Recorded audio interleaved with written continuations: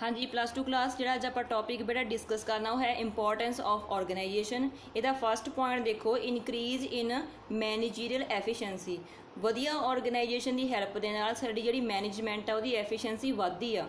Efficient organisation help in increasing the efficiency of the management. With the help of organization, managers make a proper distinction after distribution of work among various persons according to their suitability। Organisation की help के नाल असी की कर सकते हैं, जिहड़े managers ने काम कर रहे हैं वो अलग अलग ह्यूमन बींग्स नूं डिफरेंट वर्क डिस्ट्रीब्यूट कर देंगे आ। काहदे बेसिस ते? According to their suitability. जिहड़ा काम जिहड़े परसन नूं सूट करदा उहनूं वो डिवाइड करके दे दिंदे आ। Harmonious relations among persons working in the enterprise. Efficient use of resources help in achieving the predetermined resources in a better way। Harmonious relations उन्हां दे विचकार पैदा हुंदियां ने किहदी हैल्प नाल? गुड ऑर्गेनाइजेशन की हैल्प दे नाल। एफिशिएंट यूज़ किया जा सकता रिसोर्सिस का, जिहदी हैल्प दे नाल असीं की कर सकते हैं, पहलां तो डिटरमिन किए हुए गोल्स नूं वधिया तरीके दे नाल अचीव कर सकते हैं। ठीक है। सैकेंड पॉइंट देखो helps in ऑप्टीमम utilisation of technology. ऑप्टीमम हुंदा सही तरीके दे नाल, फिर यूटिलाइजेशन मतलब यूज़ करना टैक्नोलॉजी का। How efficiently and how smoothly an organisation adjust itself according to changing business circumstances determine the efficiency and success of a good organisation. जे कोई ऑर्गेनाइजेशन बहुत एफिशिएंटली काम कर रही है, बहुत स्मूथली वर्क उत्थे हो रहा वा, या जिस तरह ना इन्वायरमेंट चेंज हो रहा या सरकमस्टांस चेंज हो रहा वो आपदे आप नूं चेंज कर रहे हैं। इट मीनस इत्थों की पता लगता कि वो ऑर्गेनाइजेशन बहुत ही एफिशिएंट आ ते उहदी जिहड़ी सक्सैस दे पिछे मेन रीजन की आ कि वो आपदे आप नूं चेंज कर रहे हैं according to the environment. Technological improvements are taking place and only efficient management can incorporate in a better way। Technological improvements हो रही ने, ठीक है, उहदे करके की आ जिहड़ी एफिशिएंट मैनेजमेंट आ उही अपने आप नूं वधिया तरीके दे नाल उहदे नाल अप टू डेट रख सकदी आ। Flexibility in the organization structure help in making adjustments according to the new changes taking place in the environment। So J flexibility होगी साडी ऑर्गेनाइजेशन स्ट्रक्चर दे विच, फ्लैक्सीबिलिटी की हुंदा चेंजेस होना, तो इहदे नाल सानूं हैल्प मिलूगी एडजस्टमेंट करन दे विच कि असीं किवें किवें एडजस्टमेंट्स कर सकते हैं अकॉर्डिंग टू द एनवायरनमेंट। ठीक है। नैक्सट देखो थर्ड पॉइंट है इहदे विच साउंड कम्यूनीकेशन पॉसीबल। जिहड़ी गुड आपां जां इंपॉर्टेंस पढ़ रहे हैं ऑर्गेनाइजेशन की, वधिया ऑर्गेनाइजेशन की हैल्प दे नाल जिहड़ी कम्यूनीकेशन आ वो भी पॉसीबल आ। ठीक है। साउंड कम्यूनीकेशन पॉसीबल आ। Communication is the essence of organisation. Establishing good communication system is necessary for taking right decisions at right time. जे वधिया तरीके दे नाल कम्यूनीकेशन गलबात हो रही होगी साडे काम दे विच, सिस्टम दे विच, तां असीं सही समय ते सही फैसले लै सकदे हां। Effective communication help in minimising the delays in decision making as the required information reaches the concern officer in time. So effective communication की हैल्प दे नाल असीं की कर सकते हैं, जिहड़ा साडे डिसीजन लैण च डिले आउंदा उहनूं रोक सकते हैं जां घटा सकते हैं, क्योंकि जिहड़े परसन नूं जिहड़ी इन्फॉर्मेशन चाहीदी आ वो उहनूं समय ते मिल जांदी है। ठीक है। फोर्थ पॉइंट देखो facilitate coordination।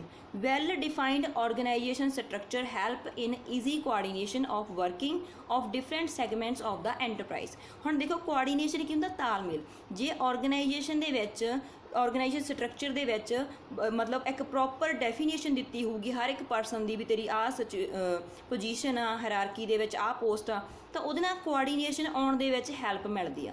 A good organization structure divides and subdivides the various activities so that each of them become complementary। एक वधिया ऑर्गेनाइजेशन की स्ट्रक्चर दे विच की हुंदा वा, काम नूं वंडिया गया हुंदा, डिवाइड किया जाता, फिर उन्होंने अगे फरदर पार्ट्स दे विच डिवाइड किया जाता। सो इहदे नाल की हुंदा जिहड़ा काम वो बैटर तरीके नाल हुंदा।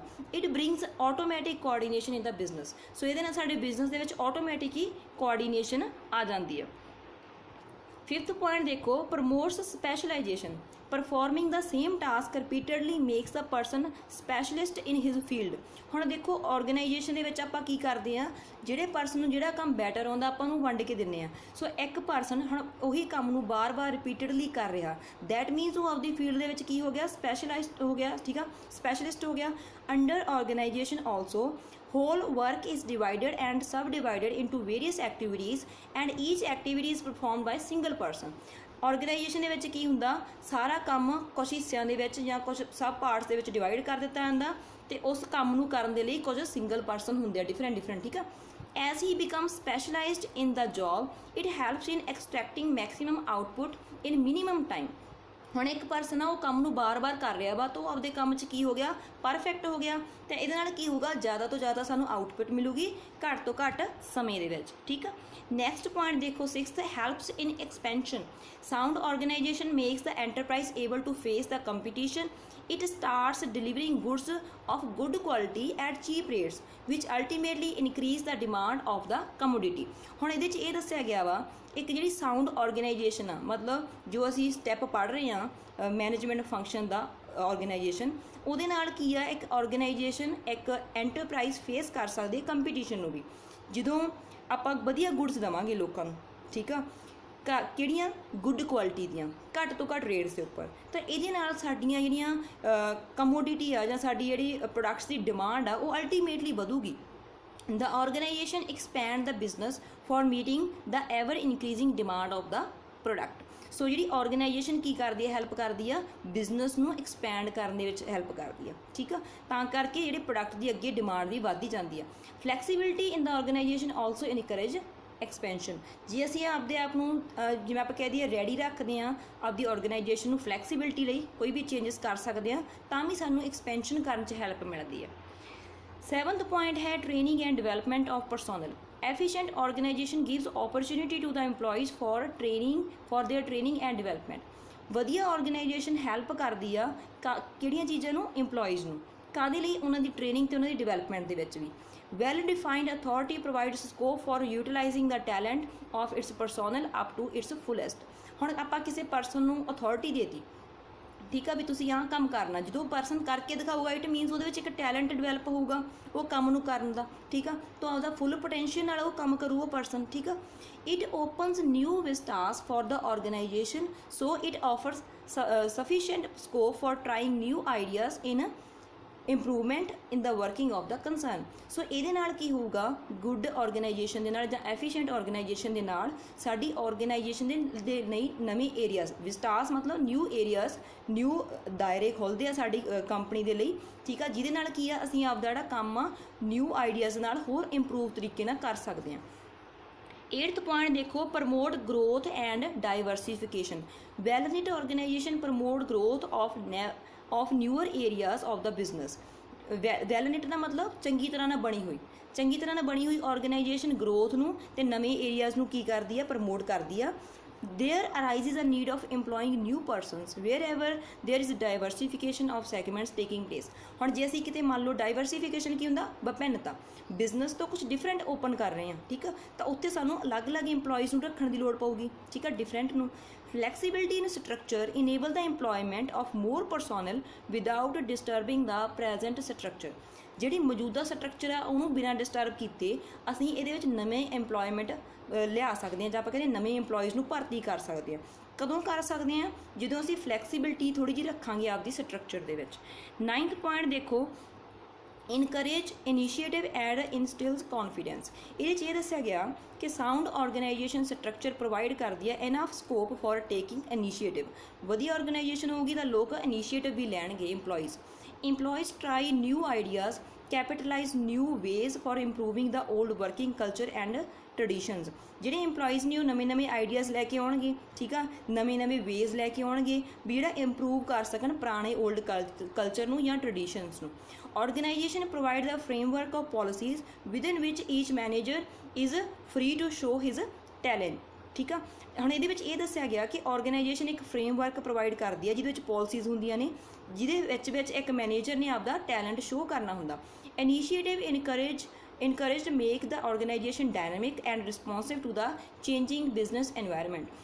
ਹੁਣ ਜੇ ਅਸੀਂ ਲੋਕਾਂ ਨੂੰ ਇਨੀਸ਼ੀਏਟਿਵ ਲੈਣ ਲਈ ਕਹਾਂਗੇ ਜਾਂ ਜਿਹੜਾ ਇਨੀਸ਼ੀਏਟਿਵ ਆ ਉਹ ਕਾਹਦੇ 'ਚ ਹੈਲਪ ਕਰਦਾ ਆਰਗੇਨਾਈਜੇਸ਼ਨ ਨੂੰ, ਤਾਂ ਕਿ ਜਿਵੇਂ ਬਿਜ਼ਨਸ ਦਾ এনवायरमेंट ਚੇਂਜ ਹੋ ਰਿਹਾ ਉਹਦੇ ਅਕੋਰਡਿੰਗ ਅਸੀਂ ਆਪਣੇ ਆਪ ਨੂੰ ਚੇਂਜ ਕਰ ਲਈਏ। It also brings confidence among the EMPLOYEES as organisation allows each and every one to grow in his respective sphere. So ਇਹਦੇ ਨਾਲ ਇੱਕ ਪਰਸਨ ਦਾ ਜਿਹੜਾ ਇਨੀਸ਼ੀਏਟਿਵ ਦੇ ਨਾਲ ਉਹਦੇ ਵਿੱਚ ਕੌਨਫੀਡੈਂਸ ਵੀ ਆਉਂਦਾ ਕਿਉਂਕਿ ਉਹ ਪਰਸਨ ਗਰੋ ਕਰ ਸਕਦਾ ਵਾ ਆਪਦੀ ਆਰਗੇਨਾਈਜੇਸ਼ਨ ਦੇ ਵਿੱਚ, ਠੀਕ ਆ। 10th ਪੁਆਇੰਟ ਦੇਖੋ ਇਹਦਾ, better human relations, clearly defined authority responsibility relationship enable the employees to work in a free atmosphere। clearly defined मतलब हर एक पर्सन ਨੂੰ ਆਪਦੀ authority responsibility clear ਆ, ਠੀਕ ਆ। ਸੋ ਇਹਦੇ ਨਾਲ ਕਾਹਦੇ ਵਿੱਚ ਹੈਲਪ ਮਿਲਦੀ ਆ, ਜਿਹੜੇ EMPLOYEES ਨੇ ਇੱਕ ਫ੍ਰੀ ਐਟਮੋਸਫੇਅਰ 'ਚ ਕੰਮ ਕਰ ਸਕਦੇ ਆ। Sound organisation structure provide job satisfaction to the EMPLOYEES। ਜਿੰਨੀ ਸਾਡੀ ਆਰਗੇਨਾਈਜੇਸ਼ਨ ਦੀ ਸਟਰਕਚਰ ਵਧੀਆ ਹੋਊਗੀ ਤਾਂ ਜਿਹੜੇ EMPLOYEES ਨੇ ਆਪਦੀ ਜੌਬ ਤੋਂ ਕੀ ਹੋਣਗੇ, ਸੰਤੁਸ਼ਟ ਹੋਣਗੇ। As everyone knows what is expected out of him, ਕਿਉਂਕਿ ਹਰ ਇੱਕ ਪਰਸਨ ਨੂੰ ਪਤਾ ਹੋਊਗਾ ਕਿ ਕੰਪਨੀ ਮੇਰੇ ਤੋਂ ਕੀ ਐਕਸਪੈਕਟ ਕਰਦੀ ਆ। ਵਟ ਆਰ ਹਿਜ਼ ਲਿਮਿਟੇਸ਼ਨਸ, ਉਹਨਾਂ ਦੀ ਲਿਮਿਟੇਸ਼ਨਸ ਪਤਾ ਹੋਣਗੀਆਂ। And within which limits he is required to operate. ਇੱਥੇ ਲਿਮਿਟੇਸ਼ਨ ਦਾ ਮਤਲਬ ਕਮੀਆਂ ਨਹੀਂ ਹੈ, ਇੱਥੇ ਲਿਮਿਟੇਸ਼ਨ ਦਾ ਮਤਲਬ ਹੈ ਦਾਇਰਾ, ਮਤਲਬ ਕਿਹੜੀ ਲਿਮਿਟ ਦੇ ਵਿੱਚ ਉਹਨੇ ਕੰਮ ਕਰਨਾ, ਠੀਕ ਆ, ਤਾਂ ਉਹਦੇ ਵਿੱਚ ਹੀ ਉਹ ਕੰਮ ਕਰੂਗਾ।